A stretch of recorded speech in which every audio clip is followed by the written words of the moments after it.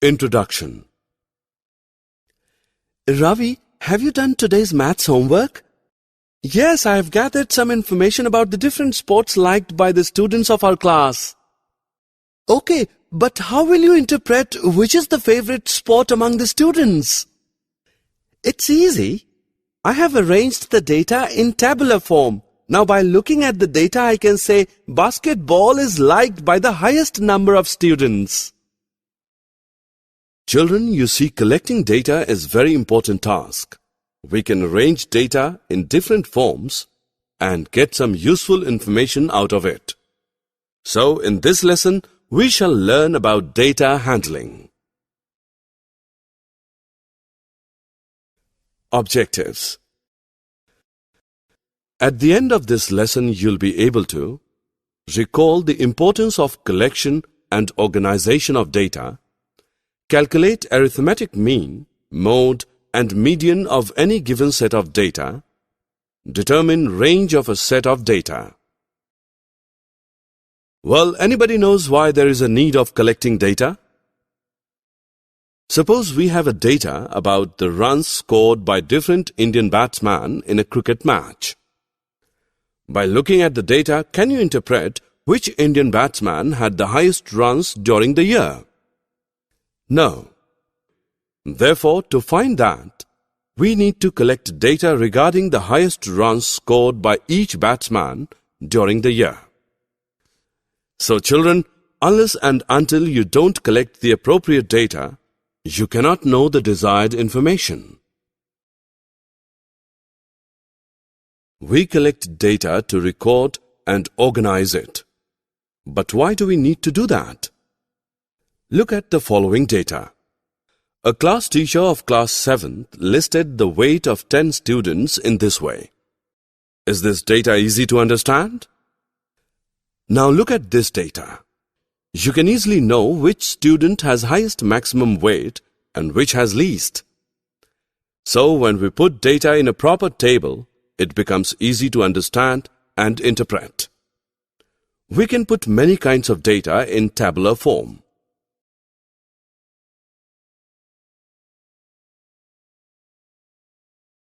Rahul spends on an average of about 2 hours daily for his outdoor games.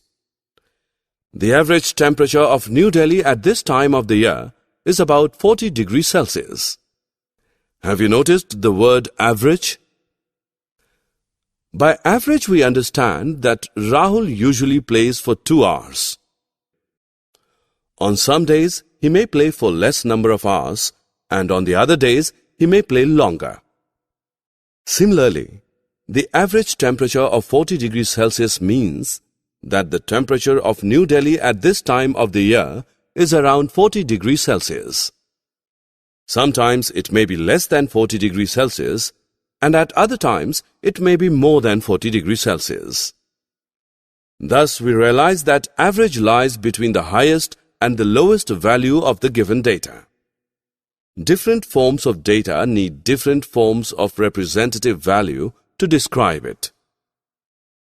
One of these representative values is the arithmetic mean. Come along to learn about it. The mean is just the average of the number and it's easy to calculate.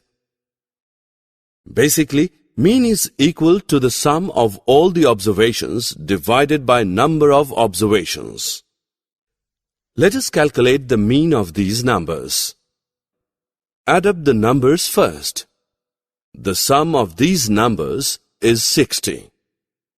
There are total 5 numbers.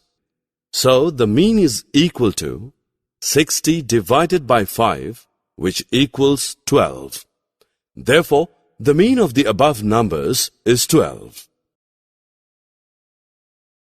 Rohit is an intelligent and very studious boy in the class. He gave his maths test 7 times to improve his marks. The data shown here is displaying the marks scored by Rohit. Can you calculate the mean test marks of Rohit?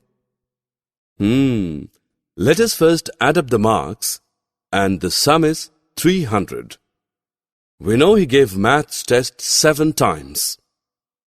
So the mean marks of Rohit are equal to 300 divided by 7, which is equal to 42.86.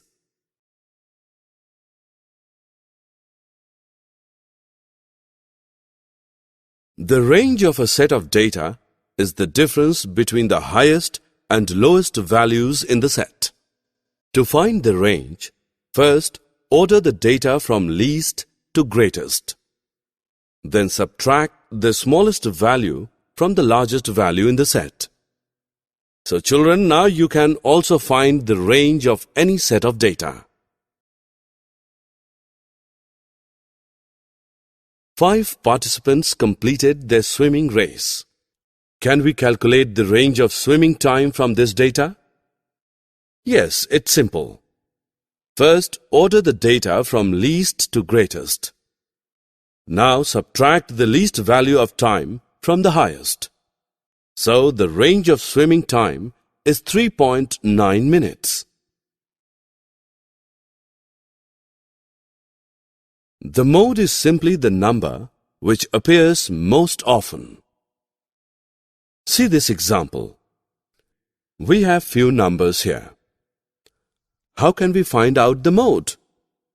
To find the mode, we need to first put the numbers in order, then count how many of each number. Now, see which numbers appear most often. In this case, 8 appears 2 times, so the mode is 8. Look at this data. It shows the height of 25 children in a class. Let us find out the mode of their heights. It's quite easy. First, put the numbers in order and put it in a tabular form. Then count how many of each number. See, 163 appears 9 times, so the mode of the children's height is 163. Median is the value which lies in the middle of a group of numbers that have been arranged in order by size. Let us find the median of these numbers. Firstly, we need to put these numbers either in ascending order or descending order. You can see the middle number is 12. It has 3 numbers to its right and 3 numbers to its left, so the median is 12. The Goenka family has 5 children, aged 9, 12, 5, 18 and 15. What is the age of the middle child? First of all, we should order the children's ages from least to greatest. Definitely, the age of the middle child is the middlemost number in the data set, which is 12. Likewise, you can find out the median of various data. Summary. Let us summarize what we have learned. The collection, recording and presentation of data help us in organizing our experiences and drawing inferences from them. Arithmetic mean is equal to the sum of all the observations divided by number of observations. The range of a set of data is the difference between the highest and lowest values in the set.